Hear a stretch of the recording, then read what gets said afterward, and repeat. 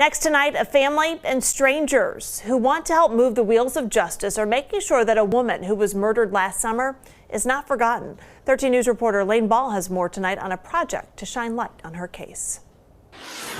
People are really upset over all of this, and they want to do whatever they can do to help out. Ever since Amber Spradlin was found murdered in a home in Martin, Kentucky last June, thousands have come together to push for answers. Now they're working to make sure anyone who travels through Prestonsburg sees her name and her face on a billboard. Now, the family wants the billboard to be somewhere where a lot of eyes can see it. That's why they're trying to secure a spot right here behind me. An ideal spot would be at the end of the bridge coming past Archer Park. There's about 5 billboards up there. We would love to have one there. Getting the message out there without hurting Kentucky State Police's investigation.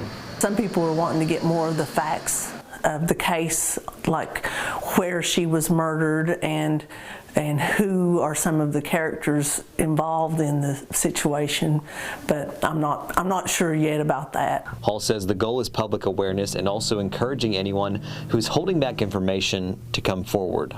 We had a meeting about the middle of December with the detective and the Commonwealth attorney. They said it could take up to another year to get it all done, possibly, but there are some individuals who, if they were to come forward and talk and tell what they knew, it could be over with very soon. Living by the words "Justice for Amber" every day. If we can make a few people uncomfortable in the town, then we're all for that also. In Prestonsburg, Lane Ball, 13 News. As of tonight, no suspects have been named or released. Their names have not been released. Kentucky State Police still investigating.